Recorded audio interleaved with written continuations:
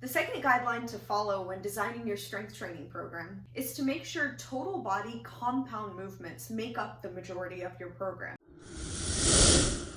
as opposed to isolation exercises. Here's a graphic that shows upper and lower body compound and isolation exercises. So you can see examples of compound exercises include things like squats, deadlifts, lunges, chest presses, shoulder presses, rows, pull-ups, and all these compound exercises involve the use of multiple muscle groups simultaneously.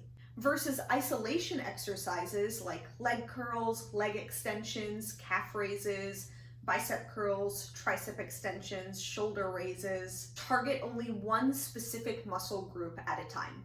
Now, there's nothing wrong with including isolation exercises in your training program. In fact, they can be quite important and have a place in a well-designed program, but they shouldn't make up the majority of your program. It's more effective and efficient to focus your efforts on strengthening compound exercises. Here's why.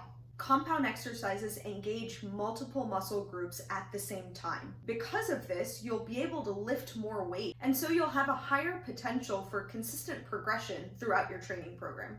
Compound exercises also have a bigger training stimulus than isolation exercises. And because of this, they can lead to more changes, bigger changes in your body, your physique, and your strength level. And you'll notice these compound exercises are the same as your body's basic movement patterns. So strengthening these exercises will have great carryover into your daily life and will build a great long-term foundation of strength. Isolation exercises also have their place in a training program and can be quite important.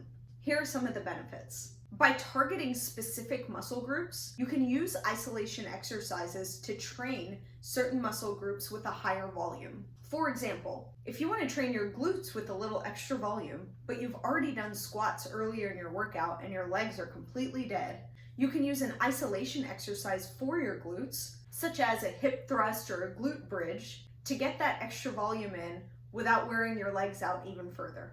Isolation exercises also allow you to directly train smaller muscle groups, like the biceps and triceps, without having to add more volume to your larger muscle groups. So bottom line, your strength training program should be made up mostly of compound exercises. This is the most effective and efficient way to build strength, change your body, and get stronger for daily life. Include isolation exercises to hit larger muscle groups with extra volume and to target and strengthen smaller muscle groups.